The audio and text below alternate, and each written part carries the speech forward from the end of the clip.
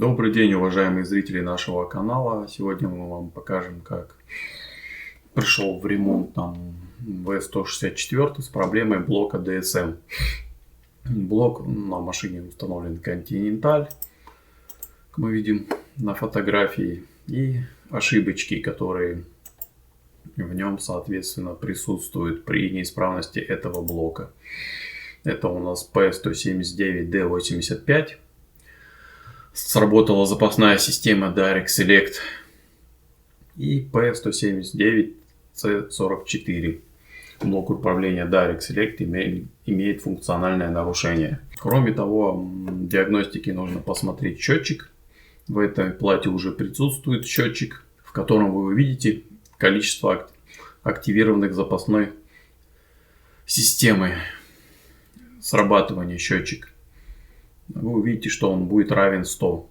То есть блок упал в аварийное состояние, и после этого у вас машина больше заводиться не будет. Он не видит состояние переключения коробки передач. Разбираем наш блок. В дальнейшем там будет видео на уже исправленном блоке, как проверить его полное состояние рабочее. На плате были непропаи. Еще пару элементов заменили. Но это не типичный случай для этой платы, поэтому я видео это не включал.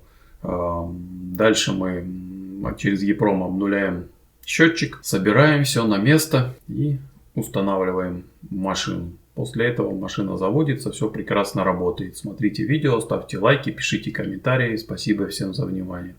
Давай тут крути. Угу. Оп, да, включилось. Угу. Вот и все, конец. Сейчас обратно будем вращать.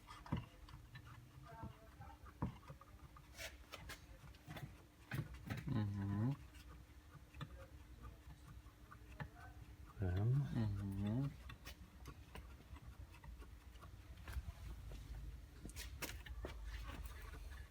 Вручную R. активируем.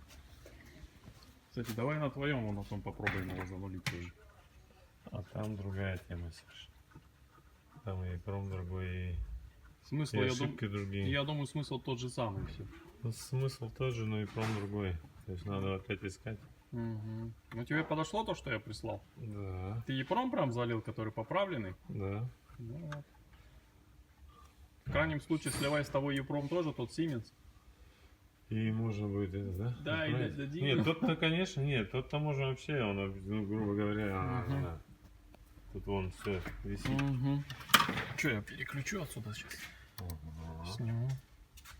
Ну, прикольно, да? Угу. Вот это теперь у нас секретная информация. Угу. Ну, видишь, аварийное напряжение, когда здесь присутствует, здесь тоже бум в действительных значениях выскакивает. Я вот думаю, может мы этот провод отрубить вообще, чтобы он опять в аварии не свалился. На всякий случай. Вот это не знаю. Опять же он может увидеть что-нибудь, да? Видишь состояние. Все отлично.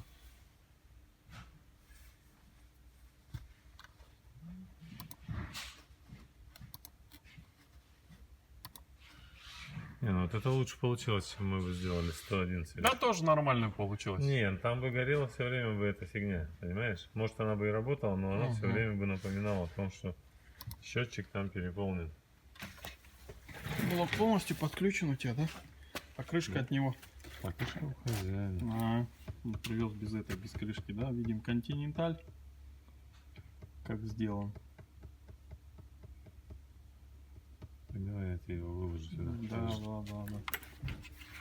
Подожди, 5 секунд. Ну давай.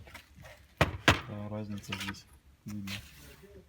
Ну, во-первых, ременная передача уже стоит. Ременная передача стоит. Здесь шестеренки.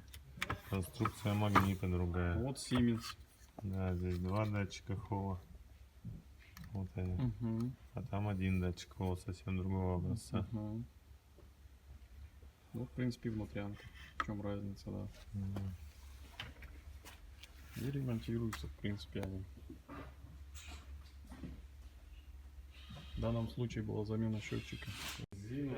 Ребята, обращаем внимание, как правильно выставлять. Вот рисочки. P, задняя скорость, нейтраль, драйв. Здесь метки. Также P, задняя скорость, нейтраль, B. Вот выступ.